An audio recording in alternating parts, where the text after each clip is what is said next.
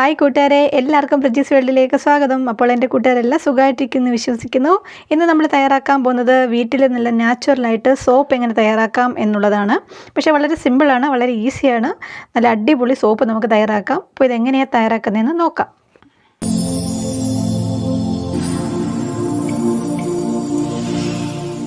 അപ്പോൾ സോപ്പ് തയ്യാറാക്കാൻ വേണ്ടി നമ്മൾ എടുത്തിരിക്കുന്നത് സോപ്പ് ബേസ്, ഗ്ലിസറിൻ ചേർന്ന സോപ്പ് ബേസാണ്. 200 ഗ്രാമിൻ്റെയാണ് എടുത്തിരിക്കുന്നത്. പിന്നെ നമ്മളൊരു 4 ചെമ്പരത്തിപ്പൂ, ഒരു കറ്റാർവാഴ, മഞ്ഞൾ, ഇത്രയാണ് വെച്ചിട്ട് നമ്മൾ സോപ്പ് തയ്യാറാക്കുന്നത്.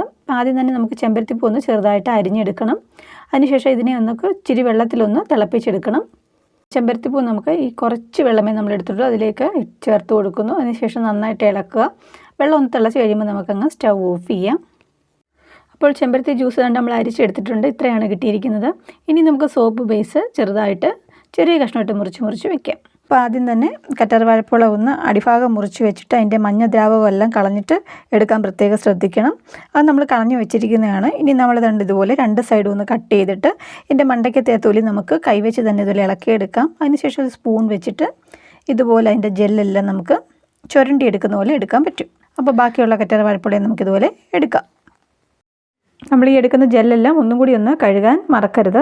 അപ്പോൾ ഈ ജെല്ല് നമ്മളിതുപോലെ അരിപ്പയ്ക്കകത്ത് വെച്ചിട്ട് അരിച്ചരിച്ച് കുറച്ചെടുക്കാൻ പറ്റും. അപ്പോൾ നമ്മൾ അങ്ങനെയും കുറച്ചെടുക്കുന്നുണ്ട്. ബാക്കി നമ്മൾ മിക്സിയുടെ ജാറിലിട്ട് ചെമ്പരത്തിപ്പൂവിൻ്റെ ജ്യൂസിൻ്റെ കൂടെ അടിച്ചെടുക്കുന്നുണ്ട്. അപ്പോൾ അടിച്ചുകൊണ്ട് വന്ന ജെല്ലിനെ നമുക്ക് ഇതുപോലെ അരിപ്പ വെച്ചിട്ട് ഒന്ന് അരിച്ചെടുക്കണം. നമുക്കത് അരിച്ച് മാറ്റി വയ്ക്കാം. അപ്പോൾ ഇനി നമുക്ക് സോപ്പ് തയ്യാറാക്കാനുള്ള മഞ്ഞൾപ്പൊടി എടുക്കാം. അപ്പോൾ മഞ്ഞൾപ്പൊടി നമ്മളൊരു 1/4 സ്പൂൺ മഞ്ഞൾപ്പൊടി എടുത്തിട്ടുണ്ട്. അതിൽ നമുക്കൊരല്പം വെള്ളം ഒഴിച്ചിട്ട് നമുക്കിത് നന്നായിട്ട് ഇളക്കി യോജിപ്പിക്കാം. കുറച്ച് വെള്ളം ഒഴിച്ചാൽ മതി കേട്ടോ. ഒരു 1.5 സ്പൂൺ വെള്ളമേ നമ്മൾ ഒഴിക്കത്തുള്ളൂ. ഇപ്പോൾ ഒരു ചെറിയ കണ്ട അത്രയും വെള്ളം ഒഴിച്ചുള്ളൂ. ഇത് വെച്ചിട്ടാണ് നമ്മൾ സോപ്പ് ഉണ്ടാക്കുന്നത്. ഇത് നമ്മൾ വീട്ടിൽ തന്നെ എടുത്ത മഞ്ഞൾപ്പൊടിയാണ്, അതുകൊണ്ടാണ് ഞാൻ ഇത് ചേർക്കുന്നത്. അതുകൊണ്ടാണ് പച്ചമഞ്ഞൾ എടുക്കാഞ്ഞത്. അപ്പം നമ്മളിനി സോപ്പ് ബേസ് നേരെ പകുതിയാണ് എടുക്കുന്നത്. 2 ടൈപ്പ് സോപ്പാണ് എടുക്കുന്നത്. അതുകൊണ്ട് കുറച്ച് സോപ്പ് ബേസ് നമുക്കിനി ഒന്ന് മെൽറ്റ് ചെയ്യാൻ വേണ്ടി ഒരു പാത്രത്തിൽ വെള്ളം ചൂടാക്കാൻ വെച്ചിട്ടുണ്ട്. വെള്ളം നല്ല ചൂടായി വന്ന വെള്ളത്തിലേക്ക് നമുക്കിതങ്ങോട്ട് ഇറക്കി വെച്ച് കൊടുക്കാം. ഡബിൾ ബോയിൽ മെത്തേഡിലൂടെയാണ് നമ്മളിത് മെൽറ്റാക്കി എടുക്കുന്നത്. അപ്പോൾ സോപ്പ് ബേസ് നമ്മൾ വെള്ളം നന്ന് തിളച്ച് കഴിയുമ്പോഴത്തേന് സോപ്പ് ബേസ് മെൽറ്റാവും കേട്ടോ. പെട്ടെന്ന് തന്നെ മെൽറ്റാവും. അപ്പോൾ ഇനി ഇതിലേക്ക് മഞ്ഞളിൻ്റെ കൂട്ട് നമ്മളിതിലേക്ക് ചേർത്ത് കൊടുക്കുകയാണ്. അതും ചേർത്തിട്ട് നന്നായിട്ട് ഇളക്കി യോജിപ്പിക്കുക.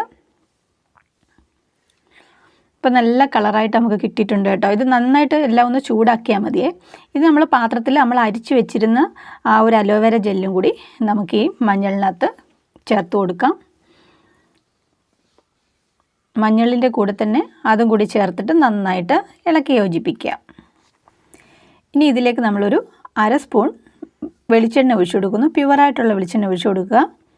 അതിനുശേഷം ഒരു 1/2 സ്പൂൺ ബദാം ഓയിലും കൂടി ഒഴിച്ചു കൊടുക്കുന്നു. അതിനുശേഷം നന്നായിട്ട് ഇളക്കി യോജിപ്പിക്കുക.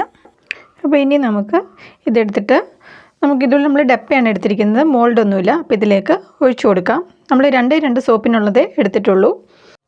ബാക്കിയുള്ള സോപ്പ് ബേസ് കൂടെ നമുക്കിതുപോലെ മെൽറ്റ് ചെയ്തിട്ട് നമുക്ക് 2ാമത്തെ ടൈപ്പ് സോപ്പ് റെഡിയാക്കാം. നമ്മൾ മെൽറ്റായി വന്ന സോപ്പ് ബേസിലേക്ക് നമ്മൾ എടുത്ത് വെച്ചിരിക്കുന്ന ചെമ്പരത്തിപ്പൂവും കറ്റാർവാഴയും കൂടെ ഉള്ള കൂട്ടുണ്ടല്ലോ അരിച്ച് വെച്ചിരുന്നത്, അത് നമുക്ക് അങ്ങോട്ട് ചേർത്ത് കൊടുക്കാം. അതിനുശേഷം നമുക്കൊരു സ്പൂൺ വെച്ച് നന്നായിട്ട് ഇളക്കി യോജിപ്പിക്കാം. അപ്പോൾ ചെമ്പരത്തിപ്പൂവിൻ്റെ കളർ നമ്മൾ ഒഴിച്ചു കൊടുക്കുമ്പോൾ സോപ്പ് ബേസിൽ ഒഴിച്ചു കൊടുക്കുമ്പോൾ ഇതുപോലെ കളർ നല്ല വ്യത്യാസം വരും. അപ്പോൾ ഇനി ഇതിലേക്ക് നമ്മളൊരു 1/2 സ്പൂൺ വെളിച്ചെണ്ണയും കൂടി ഒഴിച്ചു കൊടുത്തിട്ടുണ്ട്. എന്നിട്ട് നന്നായിട്ട് ഇളക്കി യോജിപ്പിക്കുക. നമ്മൾ ഗ്ലിസറിൻ ചേർന്ന സോപ്പ് ബേസാണ് എടുത്തിരിക്കുന്നത് കേട്ടോ. അപ്പോൾ അതുകൊണ്ടായിരിക്കും അതിൻ്റെ കളർ വ്യത്യാസം വന്നതെന്ന് എനിക്ക് തോന്നുന്നു. കാരണം നമ്മൾ ചെമ്പരത്തി ജ്യൂസൊക്കെ എടുക്കുമ്പോഴും നാരങ്ങ നീര് ചേർക്കുമ്പോഴും കളർ വ്യത്യാസം വരുന്നുണ്ട്. അപ്പോൾ ഇത് ദാണ്ട് ഈ കളറിലാണ് കിട്ടിയിരിക്കുന്നത്. പക്ഷേ ഇതിൽ ചുമപ്പ് കളറുണ്ട് കേട്ടോ. പക്ഷേ എന്തോ വേറൊരു ഡാർക്ക് കളറാണ് കിട്ടിയിരിക്കുന്നത്. ഇനി ഇതിലേക്ക് ഒരു വൈറ്റമിൻ ഇ ക്യാപ്സ്യൂൾ നമുക്ക് ചേർത്ത് കൊടുക്കാം. ഇതും കൂടി ചേർത്ത് നന്നായിട്ട് ഇളക്കി യോജിപ്പിക്കാം. ഇനി ഇത് നമുക്ക് ഈ ഡപ്പയിലേക്ക് ഒഴിച്ചു കൊടുക്കാം. ഇത് 2 ഡപ്പയ്ക്കകത്ത് പകുതി വെച്ച് ഒഴിച്ചിട്ടുണ്ട്. ഒരു ഡപ്പയിൽ ഒരു കുഞ്ഞൊരു സോപ്പിനുള്ളതേ ഉള്ളായിരുന്നു കേട്ടോ. അപ്പോൾ ഇത് ഒഴിച്ച് വെച്ചിട്ട് ഇനി ഒരു 3 മണിക്കൂർ കഴിഞ്ഞിട്ട് നമുക്ക് നോക്കാം. ഇപ്പോൾ 3 മണിക്കൂർ കഴിഞ്ഞിട്ടുണ്ട്. തണ്ടേ നമുക്കിനി ഇതെല്ലാം ഈ ഡപ്പയിൽ നിന്ന് മാറ്റിയെടുക്കാം. അപ്പം നല്ല കട്ടിയായിട്ടുണ്ട് കേട്ടോ. പക്ഷേ നമ്മുടെ സോപ്പിന് വെളിച്ചെണ്ണയുടെ മണമാണ്. പിന്നെ മഞ്ഞൾ സോപ്പിനാണെങ്കിൽ മഞ്ഞളിൻ്റെ മണമുണ്ട് കേട്ടോ. അപ്പോൾ നമ്മുടെ ഈ സോപ്പ് നമ്മുടെ സ്കിന്നിന് ഒരുപാട് ഗുണം തരുന്നതാണ്. കാരണം മഞ്ഞളും അലോവേരയും എന്ന് പറഞ്ഞാൽ രണ്ടും നല്ല സ്കിന്നിന് ഏറ്റവും നല്ല സാധനങ്ങളാണ്. അപ്പോൾ എല്ലാവരും തയ്യാറാക്കി നോക്കുക. നമ്മുടെ വീടുകളിലൊക്കെ ഉള്ള ഇൻഗ്രീഡിയൻസ് വെച്ച് തന്നെ ചെയ്തിരിക്കുന്ന സോപ്പ് ബേസ് മാത്രം നമ്മൾ വെളിയിൽ നിന്ന് മേടിച്ചാൽ മതി. അപ്പോൾ എല്ലാവരും തയ്യാറാക്കി നോക്കിയിട്ട് ഇഷ്ടപ്പെടുകയാണെങ്കിൽ ലൈക്ക് ചെയ്യാനും ഷെയർ ചെയ്യാനും സബ്സ്ക്രൈബ് ചെയ്യാനും മറക്കരുത്. പിന്നെ ആദ്യമായിട്ട് ആരെങ്കിലും എൻ്റെ ചാനൽ കാണുന്നുണ്ടെങ്കിൽ ഒന്ന് സബ്സ്ക്രൈബ് ചെയ്ത് സപ്പോർട്ട് ചെയ്യാനും മറക്കരുത്. അപ്പോൾ നമുക്ക് അടുത്ത വീഡിയോയിലൂടെ കാണാം. വീഡിയോ കണ്ടുകൊണ്ടിരുന്ന എല്ലാവർക്കും ഒരുപാട് നന്ദി. താങ്ക്